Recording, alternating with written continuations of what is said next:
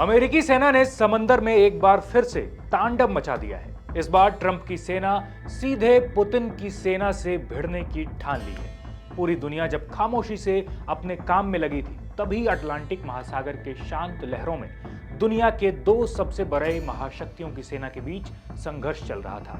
उसी वक्त अमेरिकी सेना ने रूस के जहाज को अपने कब्जे में ले लिया। इसके बाद से ही पूरी दुनिया हैरान है कि आखिर रूस के पास घातक सबमरीन होने के बावजूद रूस अपनी जहाज क्यों नहीं बचा पाया। आखिर नाक के नीचे से जहाज कैसे ले गया अमेरिका, और सबसे बड़ी बात कि पुतिन खामोशी से ये सब देखते क्यों रहे। दरअसल इसके पीछे एक बड़ी मजेदार कहानी है जो हम आपको डिटेल में इस वीडियो में बताने जा रहे हैं।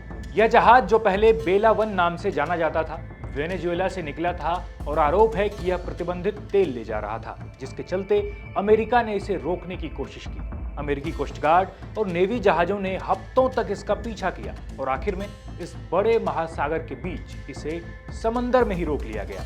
लेकिन यहीं से कहानी और दिलचस्प बन जाती।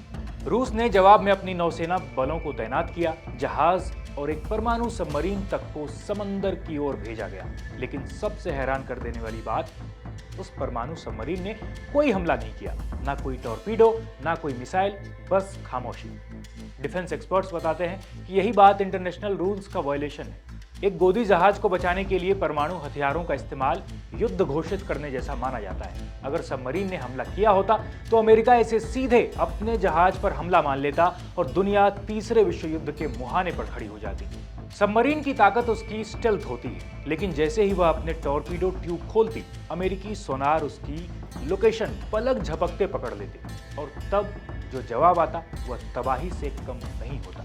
अमेरिका समंदर में खुद को मजबूत स्थिति में रखता है। इसके पास समंदर के तल में फैले साउंड सेंसर नेटवर्क हैं जो सबमरीन की हर हलचल को पकड़ लेते हैं। संभावना यही है कि अमेरिकी नेवी को रूसी सबमरीन की पोजीशन पहले से पता थी, जिससे किसी भी टकराव की आशंका कम हो गई। और अंत में यह याद रखना जरूरी है कि अमेरिका ने रूसी जहाज को नष्ट नहीं किया है, बल्कि बोर्डिंग टीम भेजकर उसे कंट्रोल में रखा है। तो रूसी सबमरीन की चुप्पी कमजोरी नहीं थी, बल्कि एक सोची समझी रणनीति के तहत इस प्लान को अंजाम दिया गया, क्योंकि एक छोटी सी गलती भी विश्व युद्ध का रूप ले सकती थी। समंदर की ये लड़ाई चीख चीख कर कह रही है कि शतरंज के गेम में प्यादे को बचाने के लिए वजीर को कुर्बान नहीं किया जाता। इस खबर पर फिलहाल इतना ही। देखते रहिए India.com।